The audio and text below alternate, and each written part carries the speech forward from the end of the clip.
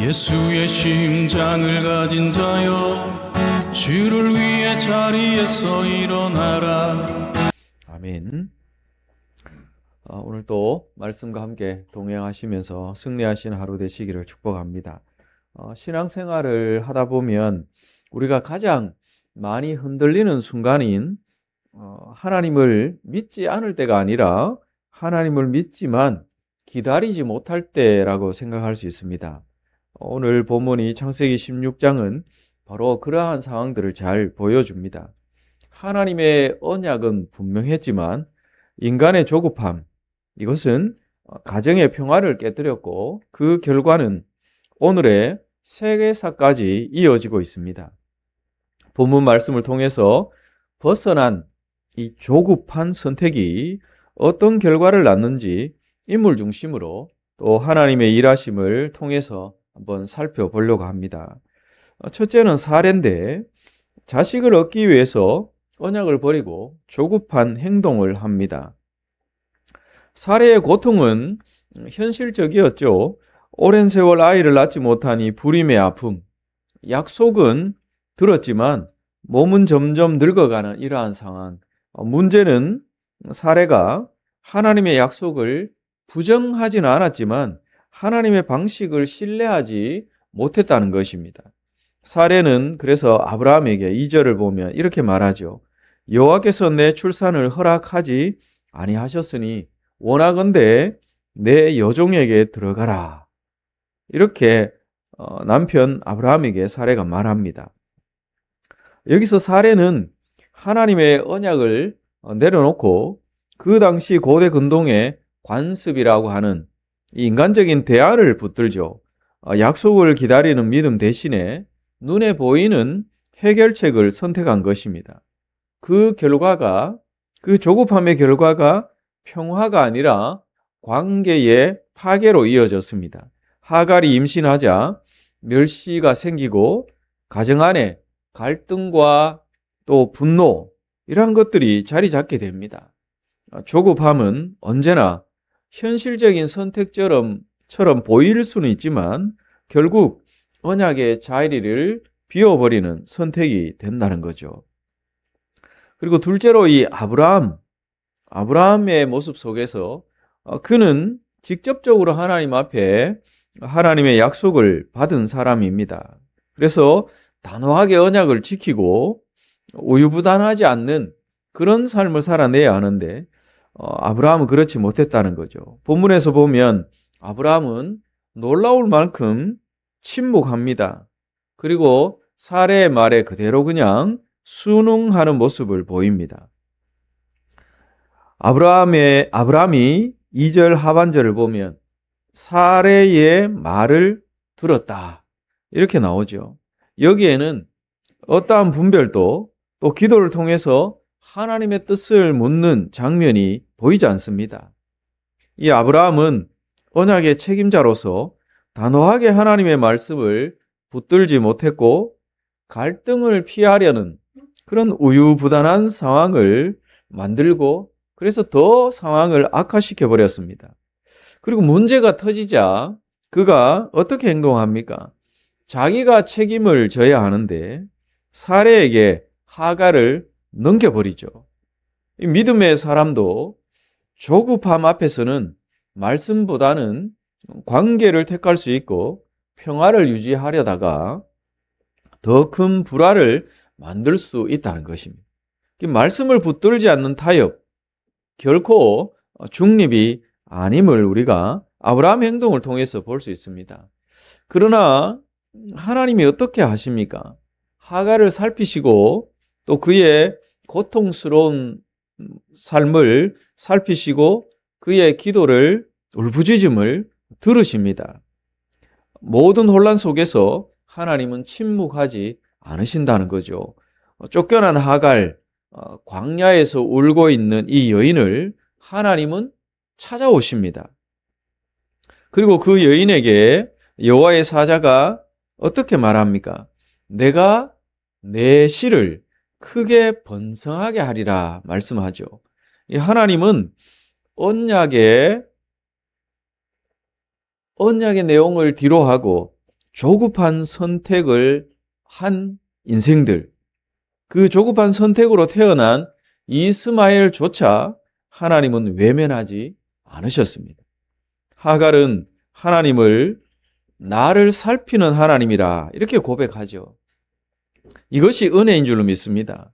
그러나 동시에 하나님은 이 언약의 계보만큼은 하갈이 낳은 이스마엘을 통해서가 아니라 나중에 태어날 아브라함의 후손 이삭을 통해서 계속해서 이 언약의 계보가 이어질 것이다. 분명하게 말씀을 합니다.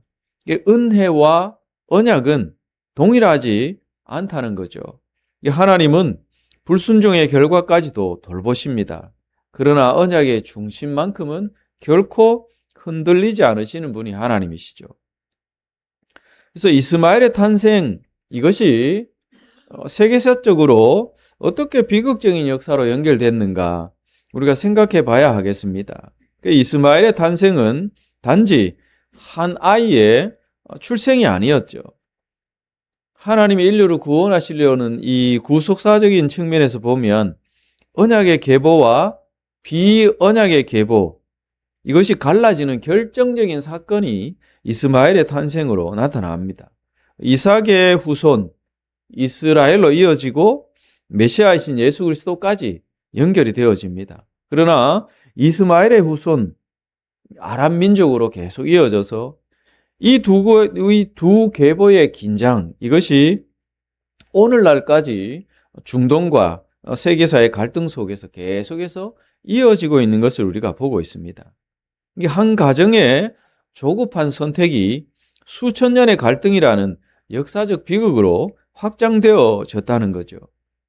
그래서 이 일을 보면서 신약 시대에 이 바울 사도가 갈라디아서 4장 23절에 보면 이것을 어떻게 해석하는가? 육체를 따라서 난 자와 약속으로 난 자의 대립으로 이렇게 해석을 합니다. 이 창세기 16장은 우리에게 중요한 메시지를 던집니다. 조급한 선택이 얼마나 무서운 결과를 초래하는지 우리에게 말씀을 하고 있다는 거죠. 하나님의 약속을 앞당기려는 이 조급함은 결코 평화를 만들지 못한다는 것입니다. 이 말씀을 벗어난 조급한 선택은 가정을 무너뜨리고 관계를 파괴하고 역사의 현장에서 평화를 깨어버렸다는 사실입니다. 오늘 우리의 삶에도 기다림이 필요한 문제가 많이 있습니다. 그러나 우리가 그 결과를 속히 보려고 그렇게 해서는 안 된다는 거죠. 조급함을 우리는 버려야 합니다. 결과가 보이지 않아서 답답하고 당장 뭔가 해야 될 것처럼 그렇게 느껴질 수 있지만 그러나 우리는 기억해야 합니다. 하나님의 언약은 지연되는 것처럼 보여도 결코 늦지 않다는 것입니다. 하나님은 하나님의 때에 하나님의 방법으로 일하십니다. 그래서 우리가 인간적인 계산과 또 상황들을 때문에 기다리지 못하고 조급함으로 무엇인가를 선택할 때 거기에는 부작용이 나타난다는 거죠. 기다림은 실패가 아니라 믿음의 방식인 줄 여러분 믿으시기 바랍니다. 오늘 하루 조급함 대신 철저하게 말씀을 붙들고 인간적인 해결책보다 약속을 신뢰하는 평화의 선택을 하시는 저와 성도 여러분 모두가 되시기를 주의 이름으로 축복합니다. 기도하겠습니다. 거룩하신 하나님 감사합니다. 우리의 삶에 다가오는 모든 문제에 우리가 철저하게 하나님의 말씀을 붙잡고 기다릴 줄 아는 삶이 되게 하옵소서. 조급함 때문에 하나님의 말씀을 등지고 인간적인 선택함으로 많은 것들을 무너뜨리고 파괴하는 우리의 삶이 되지 않도록 도와주시기를 원합니다. 오늘 하루의 삶 가운데서도 말씀과 동행케 하시고 하나님의 기쁨이 되는 우리의 삶, 하나님 나라에 초점을 맞추고 달려가는 우리의 삶이 되게 하옵소서. 예수 그리스도의 이름으로 기도드립니다. 아멘. 내 마음의 묵상이 나의 입술에 노래가 되고 내 입술에 노래가 나의 삶의 일상이 되기 내 일상의 모든 것 나의 주님께 기쁨이 되어 내 인생의 끝날에 그의 나라 들어가고파 오늘 이 하루도 내 인생의 끝날인 것처럼 진실하게 거룩하게 살아내기를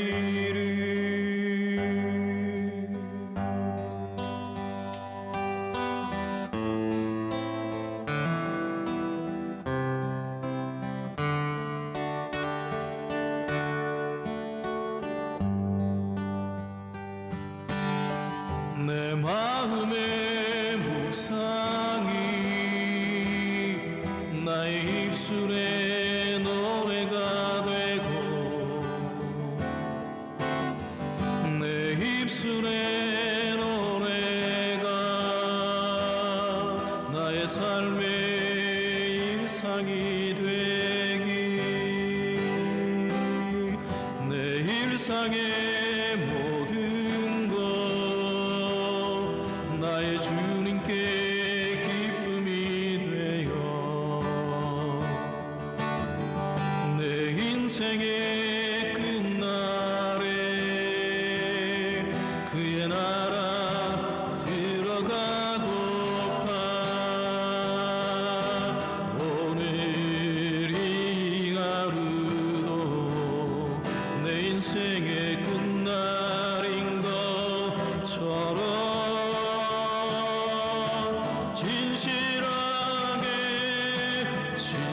진실하게 거룩하게 살아내기를 오늘 이 하루도 내 인생의 끝날인 것처럼 진실하게